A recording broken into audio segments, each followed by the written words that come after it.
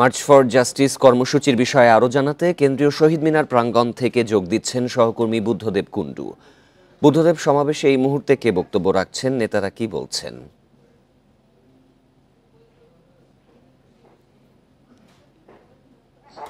Engineers institute থেকে March for justice এই ছাত্র দলের যে কর্মসূচিটা শুরু হয়েছিল সেটা কিন্তু এখন কেন্দ্রীয় শহীদ মিনারে তারা পদযাত্রা শেষে এখানে এসেছেন এবং ছাত্র দলের যে কেন্দ্রীয় সংসদের নেতাকর্মীরা তারা বক্তব্য রাখছেন।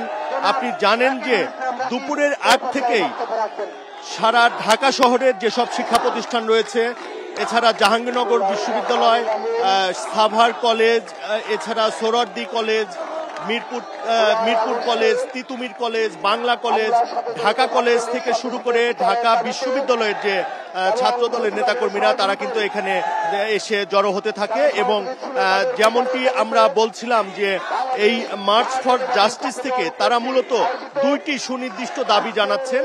একটি হলো যে বিগত আওয়ামী লীগ সরকারের সময়ে প্রায় প্রত্যেকটা শিক্ষা প্রতিষ্ঠানকে ছাত্রলীগের সন্ত্রাসী কর্মকাণ্ড যে ছিল সেই কর্মকাণ্ডের বিচার করতে হবে এবং তাদের শাস্তি নিশ্চিত করার একটি দাবি তারা জানাচ্ছেন। এছাড়া জুলাই আগস্টের যে গণ অভ্যুত্থানে যারা দোষর হিসাবে কাজ করেছিল তাদেরও খুঁজে বের করে সুনির্দিষ্টভাবে তাদের বিচার করার দাবি জানাচ্ছেন তারা।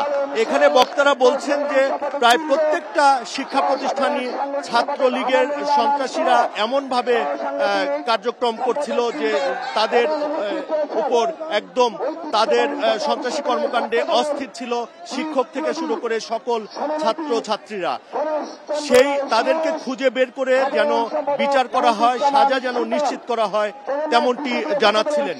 এখানে আমরা যতটুকু জানতে পেরেছি ছাত্র দলের কেন্দ্রীয় কমিটির নেতৃবৃন্দ এখানে বক্তব্য রাখছেন এবং পরবর্তী কর্মসূচি হয়তো একটু পরেই এখানকার ছাত্র দলের সভাপতি বা ছাত্র দলের সাধারণ সম্পাদক ঘোষণা করবেন বলে এমনটি আমরা জানতে পেরেছি।